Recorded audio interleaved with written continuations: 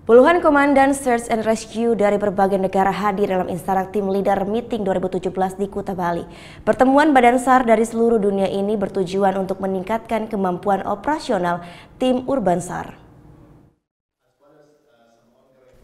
Sebanyak 58 negara dari total 90 negara yang tergabung dalam International and Rescue Advisory Group menghadiri Insarak Team Leader Meeting 2017 di Kuta, Bali, Rabu pagi.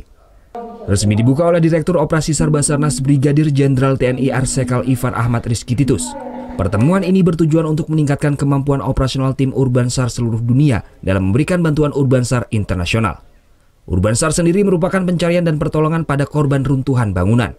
Direktur Operasi SAR Basarnas Brigjen TNI Ivan Ahmad Titus berharap Basarnas mampu menjawab tantangan di masa yang akan datang dan meningkatkan kapasitas khususnya di bidang Urban SAR berdasarkan Insarak Guidelines dan metodologi. Saat ini Indonesia sedang melaksanakan assessment. Jadi kita akan meningkatkan kemampuan Urban SAR kita dari Basarnas ini untuk menjadi yang diakui oleh dunia sebagai medium, kelas medium. Jadi nanti di kelas medium itu ada sekitar 80 orang, kita bisa kirim ke luar negeri kalau memang dibutuhkan. Kalau yang tahun lalu di Nepal terjadi, kita belum bisa mengirim sebab kita belum terkualifikasi dunia. Namun di sini kita sudah dipercaya. Makanya sekarang kita banyak sekali kegiatan-kegiatan mengenai Insarak di Indonesia. Acara pembukaan ini dihadiri oleh Gubernur Bali Made Mangkupastika. Gubernur menyambut baik kegiatan ini. Menurutnya kegiatan ini digelar pada waktu yang tepat terkait meningkatnya aktivitas Gunung Agung.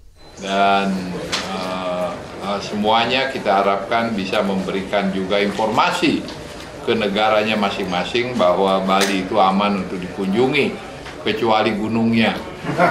Ya, kecuali gunungnya. Jadi selebihnya aman untuk dikunjungi dan kita harapkan mereka membuktikannya dengan berkeliling Bali lah.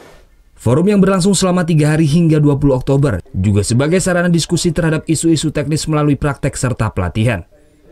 Surya Sanjaya melaporkan untuk NET.